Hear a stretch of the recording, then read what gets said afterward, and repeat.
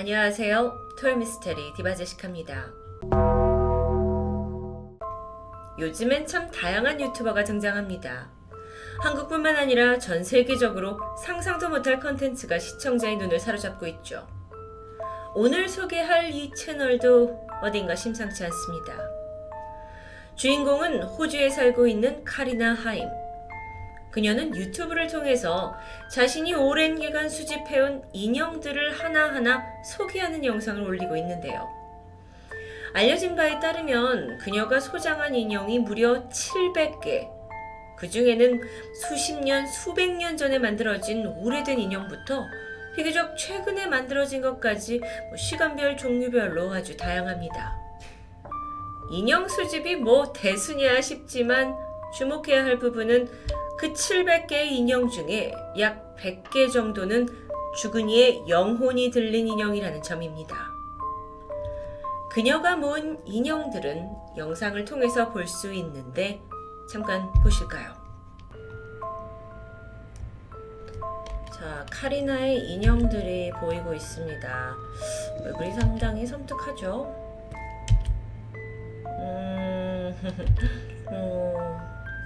많은 인형들이 전시되어 있는 것 같고요. 털 인형도 보이네요. 지금 카리나의 목소리가 들리고 있는데 저희는 인형 위주로 보겠습니다. 와우, 이 인형은 그래서 좀 섬뜩한데요.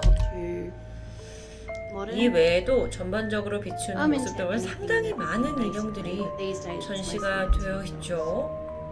인형들을 수집한다는 게 좀 섬뜩한데요. 갑자기 궁금한 점이 들었습니다. 그녀는 어쩌다 이런 인형들을 모았고 또 인형에 영혼이 있다고 주장하는 걸까요? 물론 영상에 답이 있습니다. 우선 유치원 교사로 일했던 카리나 임스. 남편과 두 아이를 키우면서 너무도 평범하게 살아가고 있었죠. 그러던 어느 날 오랜만에 찾아온 부모님 집 다락방에서 먼지가 쌓여있는 상자들을 발견하게 되는데 자신이 어릴 적 갖고 놀았던 인형이 고스란히 보관되어 있습니다. 낡은 물건이긴 했지만 추억이 있어서 버리진 못하겠고 결국 그녀는 그 상자들을 집으로 가져오게 되는데요. 그날부터 웬일인지 카리나는 인형 모으는 것에 취미가 생겼고 하나씩 최근 인형부터 빈티지 골동품 인형까지 모으기 시작합니다. 그러던 그녀의 33번째 생일날 아주 특별한 선물을 받게 되는데 평소 딸의 취미를 알고 있던 엄마가 아주 낡은 골동품 인형을 선물로 준 겁니다.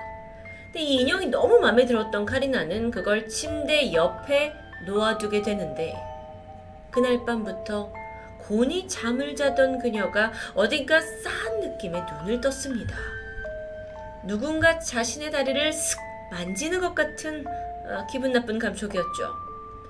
처음엔 아들 제이콥이나 케일럽일 거라고 생각했지만 아이들은 방에 들어오지 않았고요.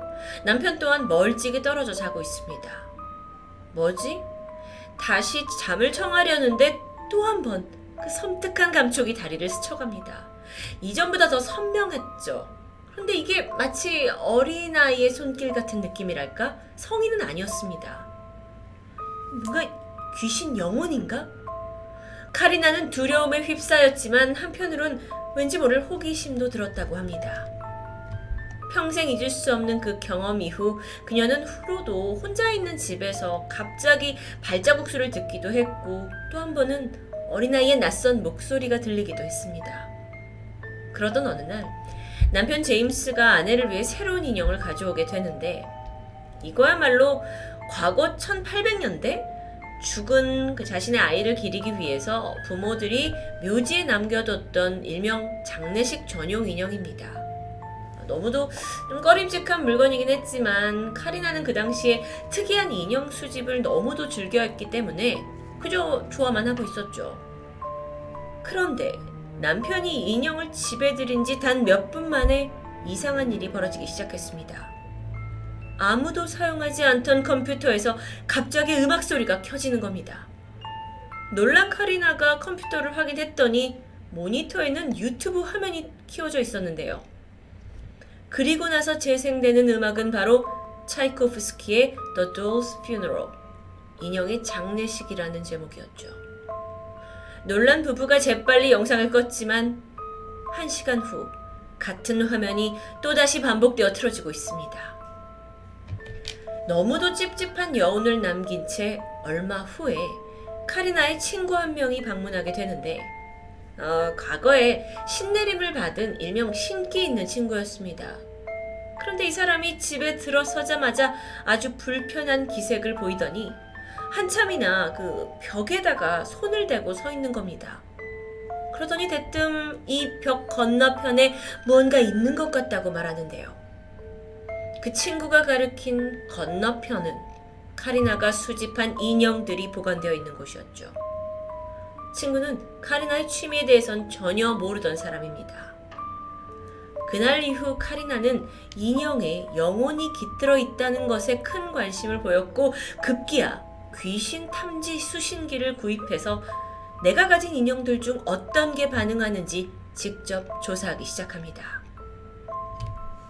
여러분, 우리나라에서도 약 10년 전쯤 고스트 레이더라는 귀신 탐지 어플이 유행했던 적이 있습니다. 이게 귀신의 위치를 이렇게 점으로 알려주는 건데 이론적으로는 죽은 영혼이 자기장을 뿜어내기 때문에 이걸 기계가 캐치할 수 있다라는 원리였죠. 물론 이 어플 회사는 과학적 근거는 없습니다 라고 하긴 했지만 아니 이상하게도 이걸 사용한 사람들 사이에서는 내가 실제로 오싹한 일을 겪었다라는 다양한 이야기가 전해지고 있는데요. 우선 화면에서 초록색으로 나타나는 점은 강도가 약한 영혼, 그런데 빨간색은 우리가 육안으로 볼 수 있을 정도의 강력한 영혼을 의미합니다. 예를 들어 한 유저가 자신의 주변에 어플을 켜봤더니 초록색 점이 뜬 것을 확인했어요. 그리고 장난 삼아서 여기 영혼이 있는 거야 하면서 막 그쪽을 향해서 욕설을 하고 주먹을 휘두르기 시작했죠. 그런데 갑자기 주변이 모두 빨간색 점으로 뒤덮입니다. 이런 일화였죠. 어쨌든 다시 카리나의 이야기로 돌아와서 그녀가 사용하는 이 고스트 헌팅 툴이라는 귀신 탐지기 역시 자기장의 흐름을 잡아내는 것으로 작동합니다. 그녀는 실제로 이걸 쓸 때마다 혹시나 있을 전파 방해를 막기 위해서 휴대폰과 모든 기기를 다 꺼놓고 할 만큼 철저하게 임한다고 하는데요. 그리고 나서 인형 하나하나의 자기장을 확인한 결과 그녀는 더 나아가 이 존재들과의 대화마저 시도하게 됩니다. 아니 그게 가능할까요? 영상으로 확인하시죠.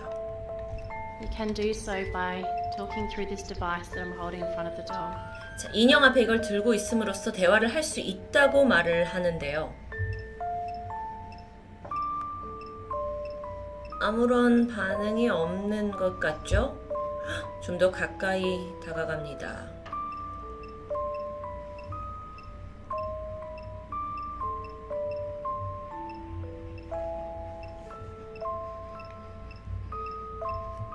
자, 그렇게 갑자기 화면에 웬 사이즈라는 글자가 뜨는데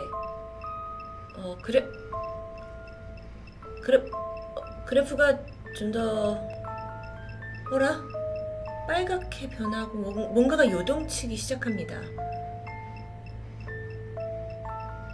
사이즈가 뭐 어떻다는 거죠? 어떻게 저렇게 반응을 했지? 자, 말을 해달라고 얘기를 하는데요. 뭔가 분명 아까보다 빨라졌어요, 속도가. 아마 이 밑에 있는 그 파란 창이 말하는 단어를 해석한다라는 느낌이 듭니다. 자, 별다른 반응이 보이지 않 글자가 사라졌습니다. 그리고 tragic, 비극이란 뜻이고 뭐가 비극이라는 거야? 라고 묻게 되는데요. 그 바가 굉장히 또 빠르게 붉은색으로 변하고 있죠. 인형 좀 더 가까이에 갖다 댑니다. 당장 반응이 나오는 건 아닌 것 같아요. What is tragic? 다시 한번 묻죠. 뭐가 비극이라는 거야?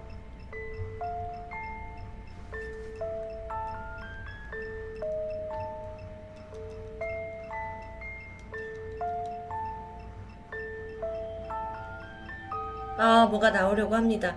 지금 바가 점점 빨갛게 되고 있어요. 이거 완전 끝까지 올라갔는데, 예스. 맞춰봐.